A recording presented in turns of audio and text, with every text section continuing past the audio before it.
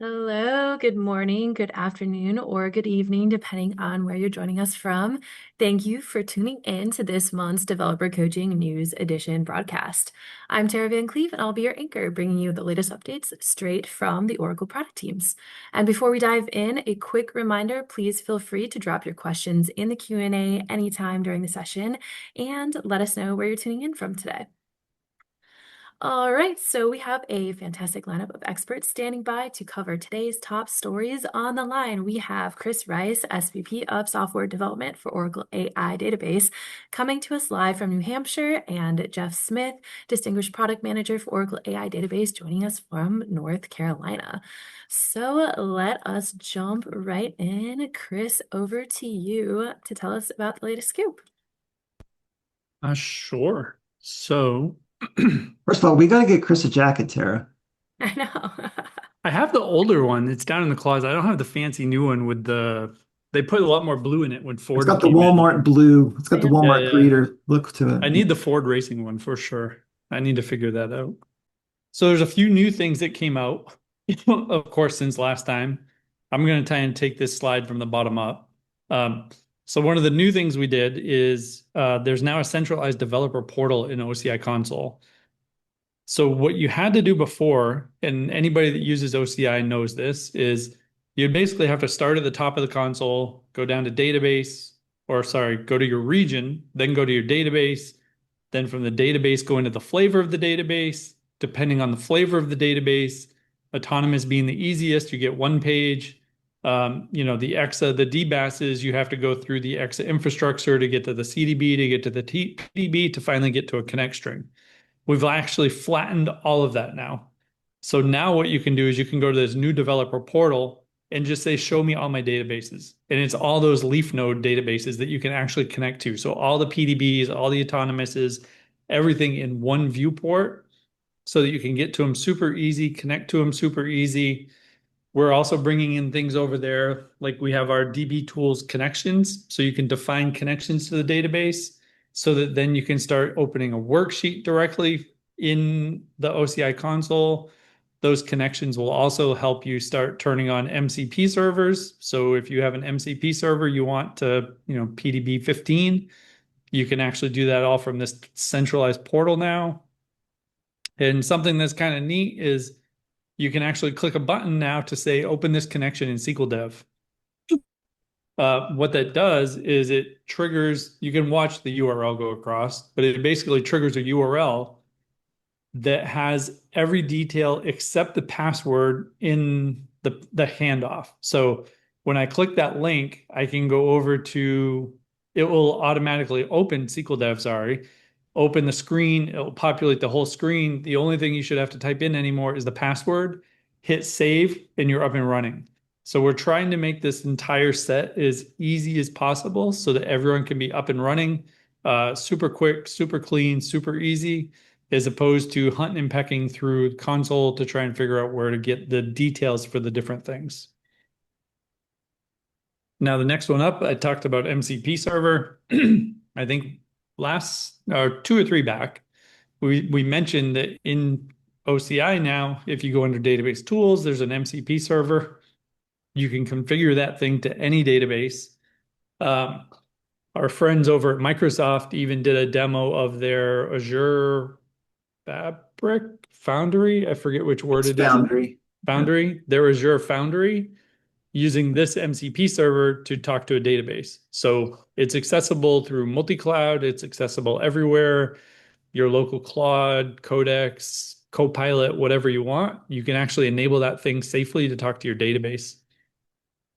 But the newest thing that came out in that is we just released a new tool set. So things out there are organized in tool sets. There's like a plain SQL. You get to run ad hoc SQL. There's reports. And now there's a Gen AI tool set. So this comes out of a partnership with our friends over in OCI Gen AI. So we've worked with them now for, I'm going to say, better part of a year.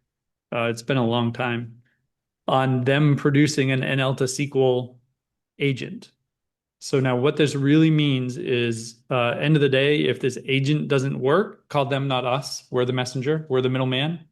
Um, but what it actually means is through our MCP server, which is authenticated, excuse me, with IAM, with identity propagation, with all the logs going to OCI logs, all the syscontexts is into the database, all doing the right thing so the database audit trail is clean.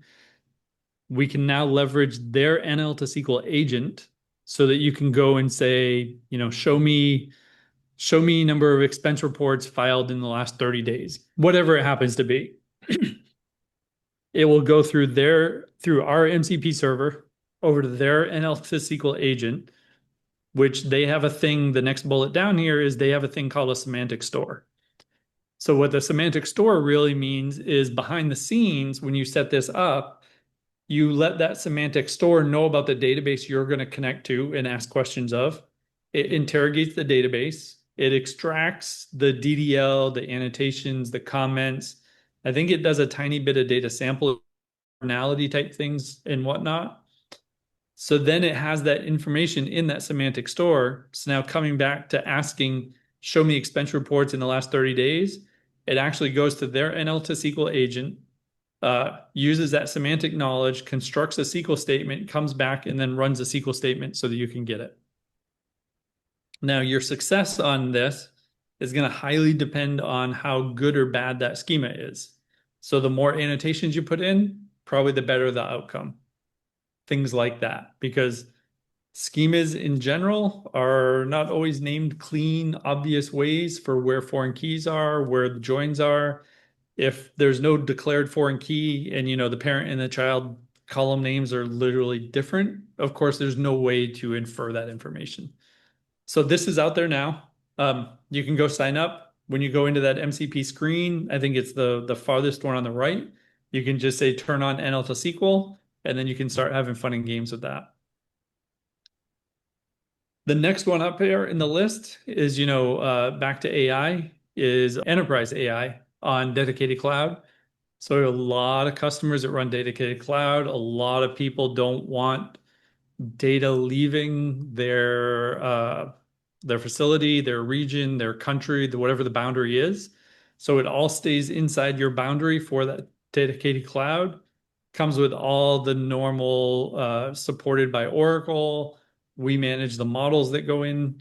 You can load your own models on the dedicated stuff, dedicated GPU clusters, load up any model you want. All of that stuff works and safe inside your boundaries for sovereignty rules or whatever policy rules you need. Quick question. Someone asked if the NL to SQL agent takes a profile. If you're thinking about profile in context of like Select AI, no. So what it does is you connect through MCP. We call their NL to SQL backend. Their backend has a model it works with directly. There's no model to configure at all, no profile to configure. You simply say that for MCP server A, I want NL to SQL, and I want that NL to SQL onto database B. So totally not an extra layer of configuration. It's very, very simplistic, very minimal. And then, of course, your outside AI is your Claude, your Codex, your whoever you have configured. All right, with that, I'm going to stop talking, and now Jeff can cover the next one. So 26 AI had a release update.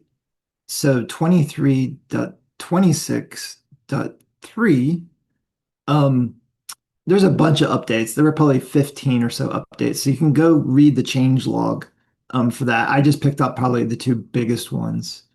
Um, Deep data security, to just continue on the AI topic.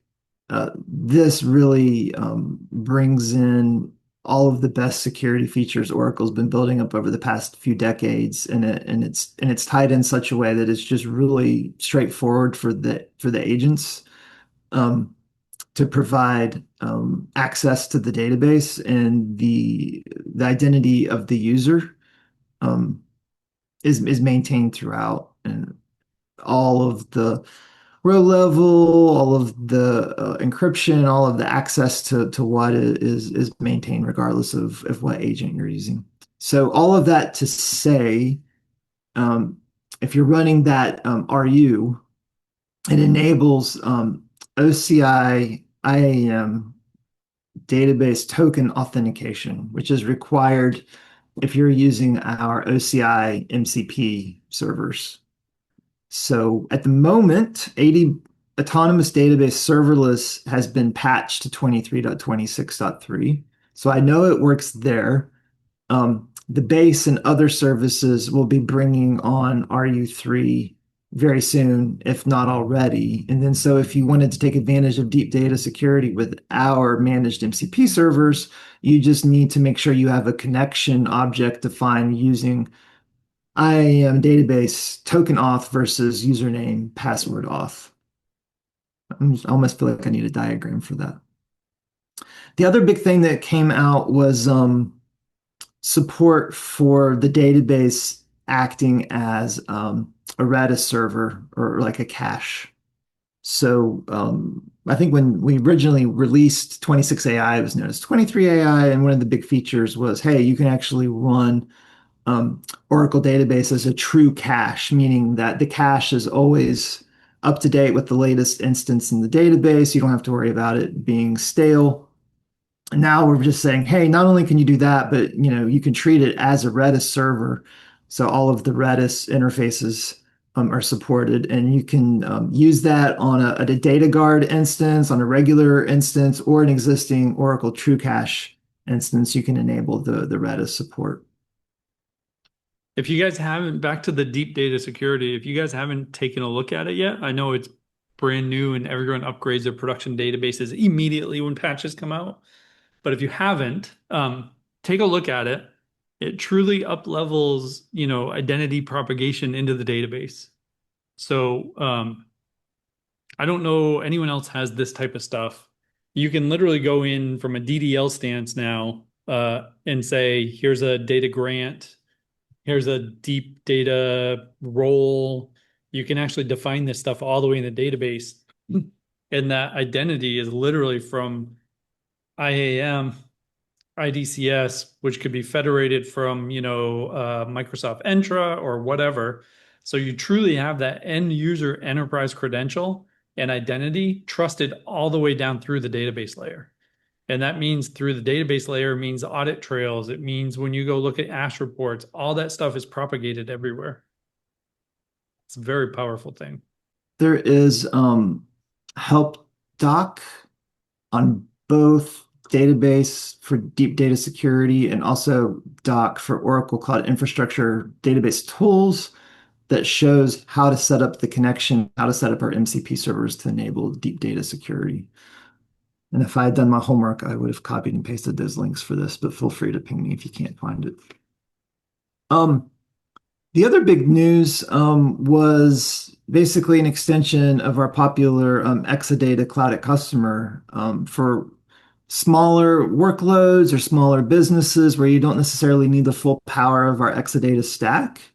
We now have our Oracle base cloud service available to run at customer.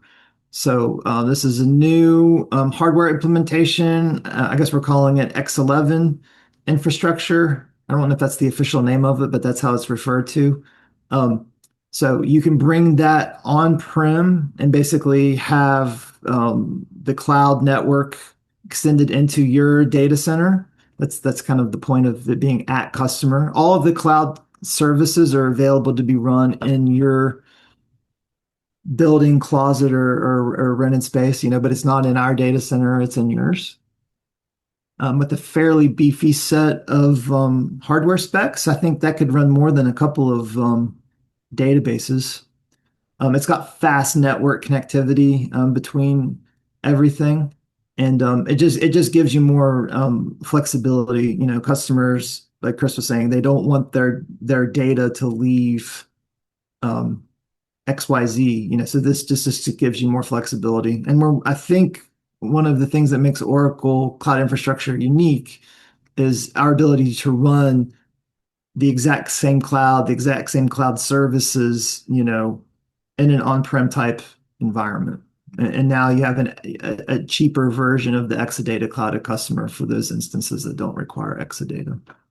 I didn't put it on the slides, but for some other big news. We signed an agreement with Google Gemini to bring AI into Fusion apps.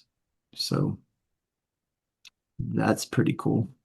That's pretty cool. Also, not on the slides, we have this thing, Agent Memory now. If you're a Python person, you want to play with it. I think it's literally called Oracle Agent Memory. You can give it a try. I think we're at time. It looks like we got through all our questions. So I will wrap us up for this month's news edition. But we'll be back before you know it again on September 8th. So we always do this the second Tuesday of every month if we can. So same time as usual, 30 minutes. And we'll bring on some more experts across Oracle to give you all the updates that you need. And then in the meantime, we have our deeper dive sessions on that same webpage again, oracle.com/developers/events. Thank you again so much for joining us here today, and we hope to see you next month. Thanks, Thanks all. everybody.